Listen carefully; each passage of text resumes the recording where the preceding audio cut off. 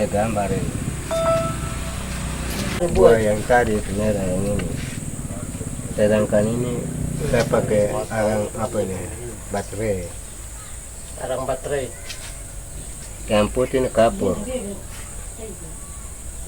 Kapur pinang itu yang biasa makan.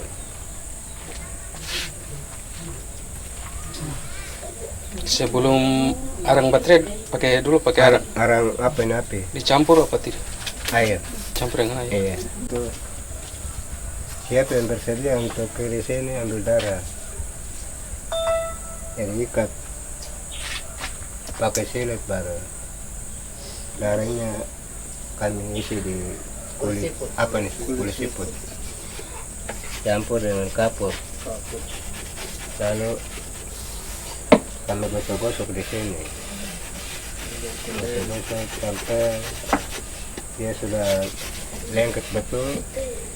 Sudah kami taruh kulitnya, kulit biawak.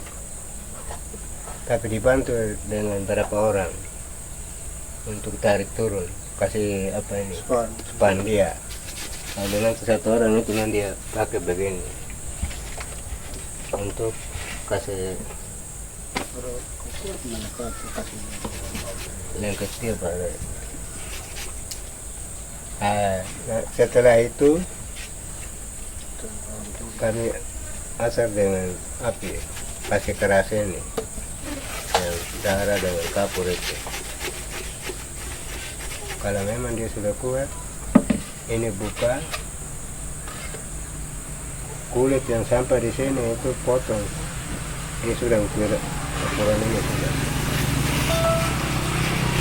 Nanti coba dengan yang masih ada ini. Kami coba dulu. Kalau bunyinya bagus, berarti sudah jadi. Lalu kami lepas ini, tali yang kami ikat lepas, lalu kami potong batas ukuran ini.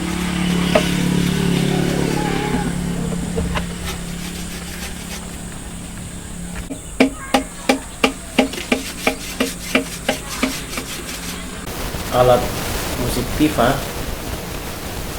ini adalah alat pukul.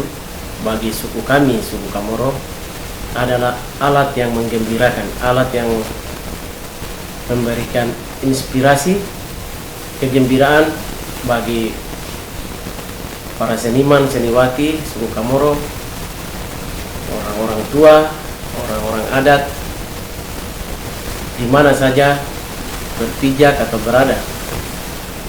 Tifa ini selalu digunakan dalam acara-acara penting, antara lain pesta adat, pesta inisiasi anak, atau tarian-tarian yang dilaksanakan pada siang hari ataupun malam hari.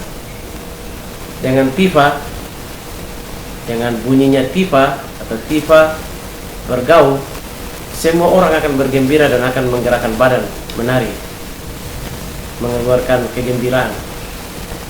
Jadi tifa bagi suku kami, suku Kamoro, adalah sebagai alat untuk memberikan motivasi bagi kehidupan manusia suku Kamoro, orang-orang suku Kamoro. Tifa selalu memberikan harapan yang besar bagi kehidupan kami. Tanpa ada tifa, suasana menjadi hening, tidak bersemangat. Dengan tifa, orang semua akan bergembira. Demikian dan terima kasih.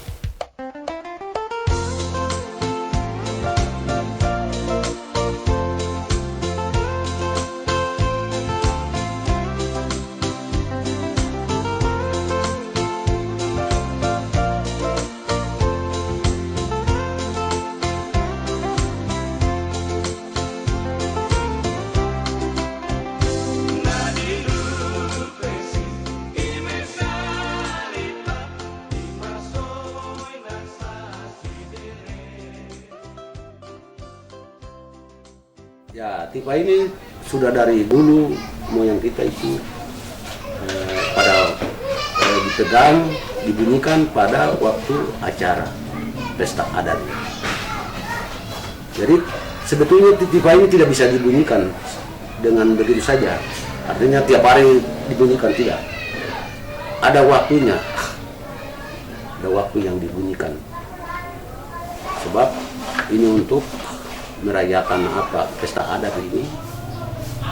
Tifa asal dengan bahasa Indo itu membawa arti yang sangat besar bagi orang Seruni, karena tifa ini bisa datangkan rezeki. Kalau dia tinggal diam belum ada datang rezeki, tapi kalau dia bunyi satu malam penuh itu rezekinya itu dengan jutaan. Nah, itu makna daripada tifa. Kira-kira seperti itu. Kalau dulu orang tua pakai itu cuma batu, ujungnya batu, tangkainya kayu, tapi kayu yang berat, kayunya berat. Itu pada zaman batu. Walaupun batu, tapi ini harus tembus, pasti tembus dengan alat ini. Alat itu disebut aiso. Artinya kita pakai tusuk atau pakai lempar.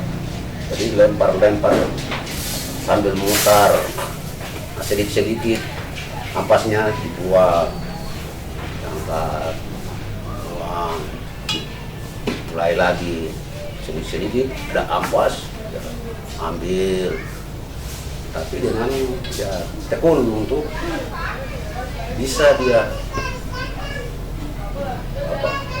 dengan alat ini bisa melobangi. Itu dia punya ceritanya.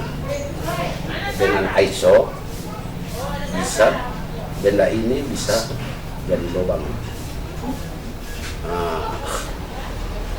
Kemudian sudah selesai, sudah tembus menjadi lubang, ya dipakai parang lagi.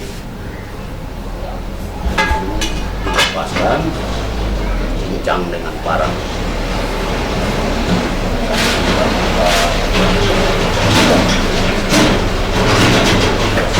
Satu alat lagi yang bisa.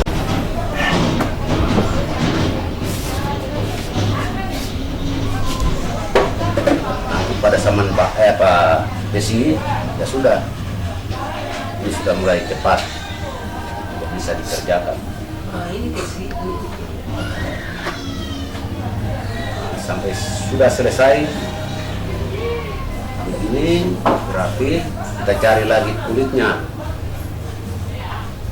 Kulitnya itu tidak kulit lain, harus kulit biawak.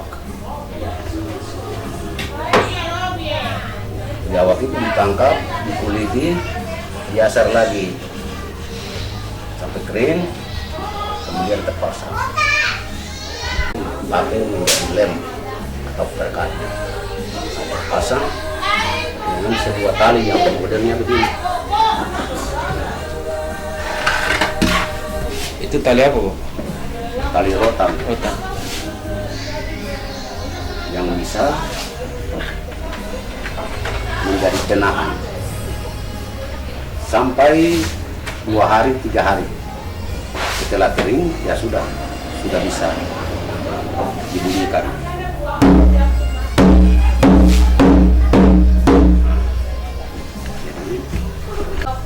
Kalau asal mulanya dari apa tifa ini sudah sejak ya moyang kita itu sudah ada itu, mereka sendiri yang ciptakan ini tifa. Akhirnya jadi turun-temurun sampai kita bisa lihat dan kita kerjakan. Padahal dulunya bukan pakai alat yang begini, tidak. Alatnya itu batu. Nah, setelah zaman besi, ya kita anak-anak sekarang menyukai besi.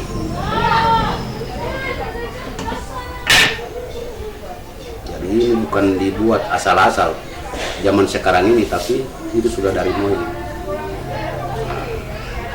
peninggalan. Akhirnya kita lihat lagi, wah, kita buat seperti ini karena ini barang-barang peninggalan dari moyang kita. Akhirnya ya tipa sampai zaman ini masih jadi tipa, disebut tipa atau pindoto dengan bahasa seru pindoto. Jenis kayu itu kayu yang biasa orang tua pakai, namanya kayu marang. Kayu marang. Nah, kayu marang ini dia bisa berumur sampai 20 tahun, 30 tahun pun masih ada. Tidak dimakan rayap, tidak. Tapi kalau kayu lain dimakan rayap. Sampai 1 tahun, 2 tahun sudah dimakan rayap. Seperti saya sudah pernah bikin buatan ini apa? Ini pernah dimakan rayap ini. Beda ya kan? Ya beda. Tapi bisa dipakai. Karena apa? Zaman sekarang ini bisa dikasih minyak, diminyaki, ya itu sudah tidak dimakan rayap lagi. Tapi dulu orang tua-tua itu harus pakai kayu ini supaya dia bertahan lama tanpa diawetkan. Itu sudah tinggal berpuluhan tahun. Tapi sekarang ini saya cari kayu marang di sini, Manokwari susah. Di SP9 baru saya bisa dapat kayu itu. Nah, jadi kayu sekarang yang saya pakai ini kayu apa saja, tapi saya akali dengan harus diawetkan, direndam. Selesai direndam, dikasih minyak lagi, diberi minyak, disapu-sapu dalamnya luarnya, tinggalkan berapa hari, nah itu baru dihaluskan dan mulai dicet. Kalau sudah dicet itu sudah jadi itu. Nah, seperti contohnya ini, nah, belum dicet berarti belum jadi. Kalau sudah terpasang juga kulitnya, nah itu baru jadi. Nah, kemudian apa? Ini setelannya. Jadi tipa. Nah, kemudian 2 setelan. Jadi ada satu benda yang dipakai untuk apa namanya, geta sukun namanya. Ini. Itu juga setelan. Kalau pada waktu panas ini dibuka semua talinya. Nah, nanti kalau pada waktu malam dipasang kembali. Ini nanti ada perbedaan bunyinya tidak garing. Kalau dibuka semua harus pasang ini sambil dengar-dengar, dipukul dan didengari. Nah, kalau bunyinya seperti garing seperti biasa, ya sudah, itu sudah. Saya bilang ini sama saja dengan gitar. Anda tahu main gitar, tahu setel gitar itu. Tapi tahu main tapi tidak tahu setel juga, pas juga, sama saja dengan tipa. Nah, itu baru saya kasih keterangan mengenai setelan ini. Ini ada 2 setelan, geta dan tali. Itu yang namanya setelan. Nyanyian adat harus pakai ini karena nanti tidak sama dengan nyanyian yang dinyanyikan. Lain, nadanya lain, menyanyinya lain, suaranya lain, tipe bunyinya lain. Sama saja dengan gitar. Kalau palsu ya tidak bisa masuk nada itu. Jadi harus setelnya bagus. Wah, kalau nyanyi ya tipe iring itu, lagu itu. Jadi kedengarannya bagus. Ya kira-kira sedikitnya seperti itu. Sepertinya kalau kita lihat ukiran ini tidak terputus-putus. Satu ukiran saja memanjang. Itu yang namanya ukiran berantai. Jadi mulai dari sini tidak terputus. Ada kalanya terputus sampai di sini dikasih garis pemisah, lalu menyambung lagi. Jadi ada 5 macam motif. Jadi di sini saya pakai 5 macam. Ukiran sama saja dengan tulisan. Jadi ukiran tegak, ukiran miring. Jadi ada tulisan miringnya, tulisan tegaknya, itu yang disebut tulisan 45 itu. Nah, seperti itu. Jadi ini kasih mendatar dan memanjang, disebut ukiran berantai.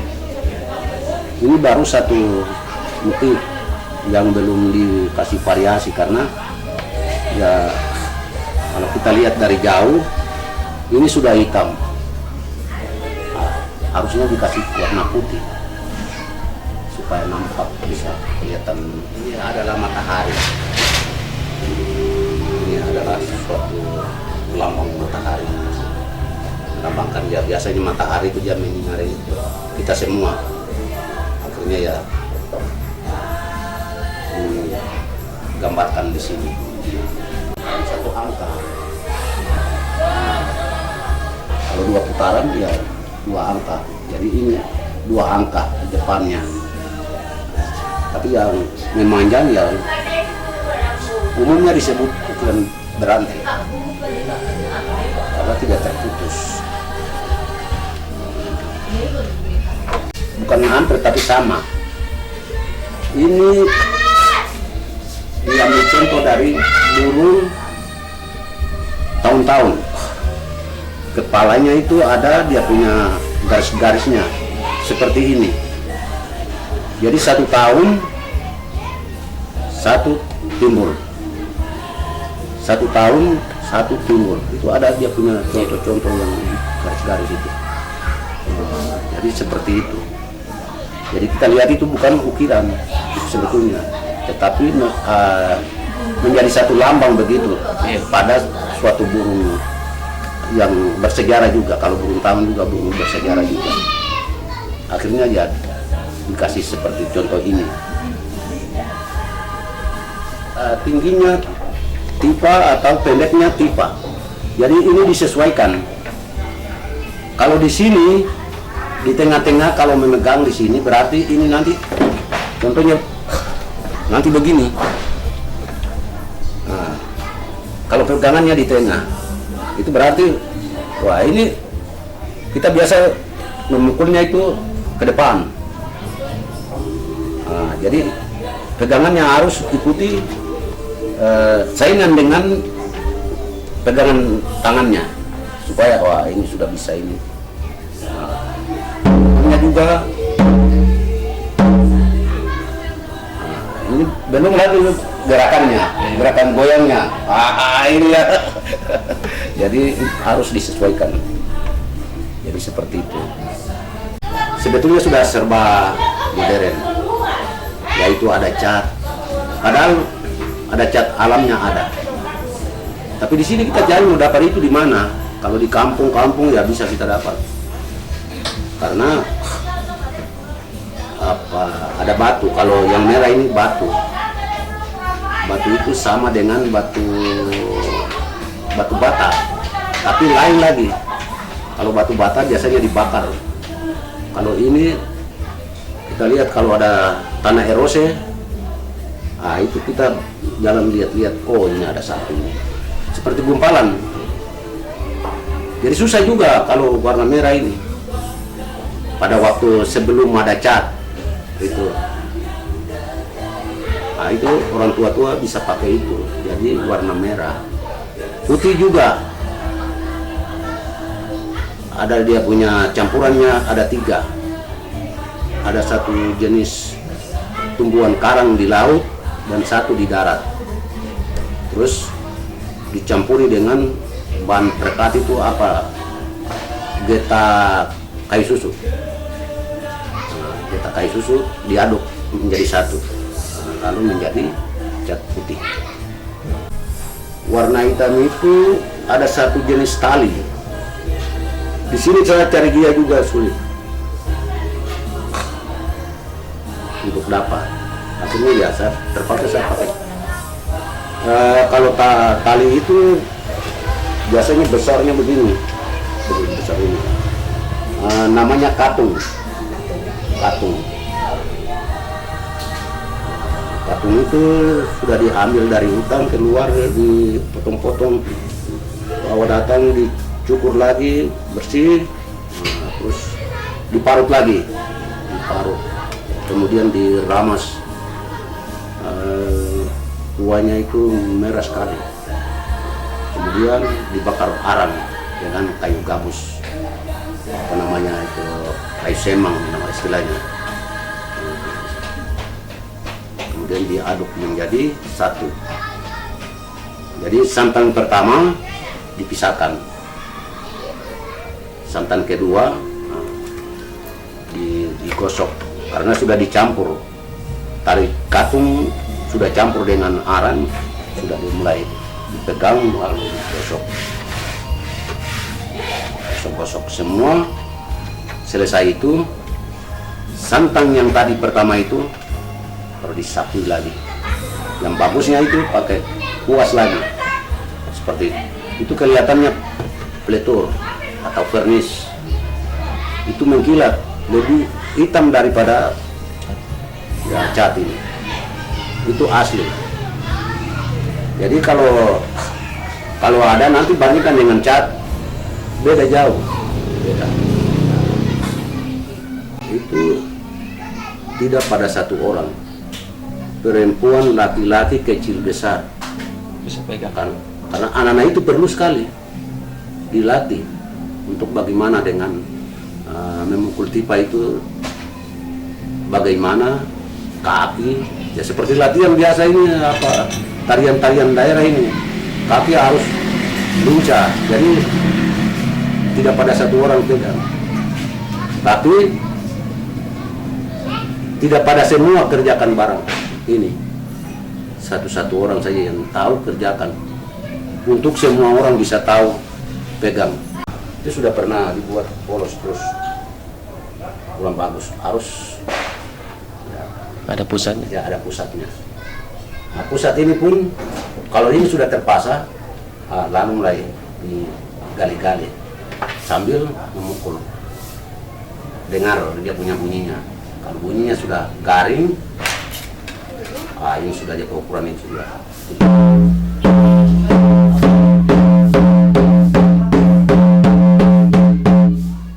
Sudah termasuk sudah bunyi bagus itu. Kalau tidak bunyi bagus, nanti lepas ini semua itu bunyi lain lagi. Kalau ini dilepas,